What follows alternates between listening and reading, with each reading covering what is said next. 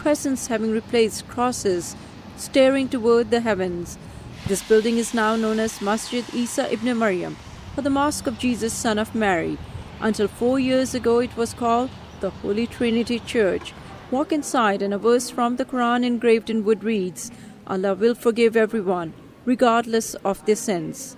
I always say that these walls were waiting to hear the Quran for 100 years, and that's kind of the sense I had right from the very beginning. Yusuf Soul has been a part of this church-to-mosque journey from the beginning.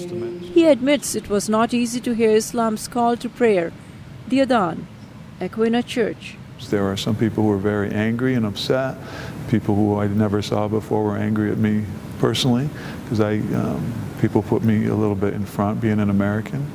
Built in the early 20th century, Holy Trinity served a growing population of German and Italian immigrants. Many were baptized, married, and buried there. But changing demographics doomed Holy Trinity. Parishioners moved from the city to the suburbs, replaced by a new wave of immigrants and refugees, many of whom were Muslim.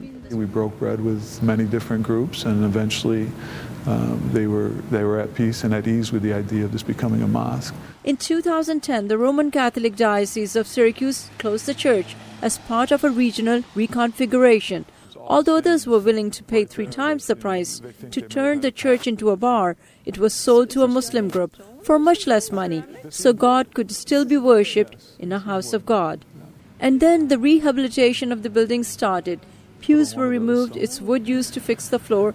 Thousands of crosses on the walls were redesigned or painted over. The crosses on the spires were replaced and saved as precious reminders of the building's past. We still need to raise some funds and replace those lights, because it is a bit dark in here. This mosque is different than others in the area because there is not a separate room or wall separating men and women. There is no designated imam or a person to call for the prayers. The idea is the mosque belongs to everyone, and anyone can call for or lead the prayer. Even 14-year-old Sajjad Samir from Afghanistan. I always practice with myself, and people in the mosque encouraged me to give azan.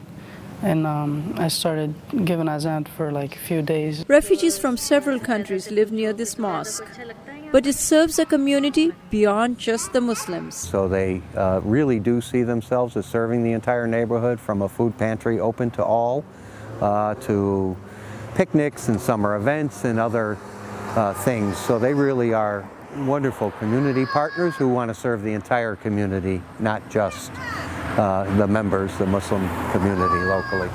Yusuf Soul says, do not believe everything you see in the media, because contrary to some perceptions,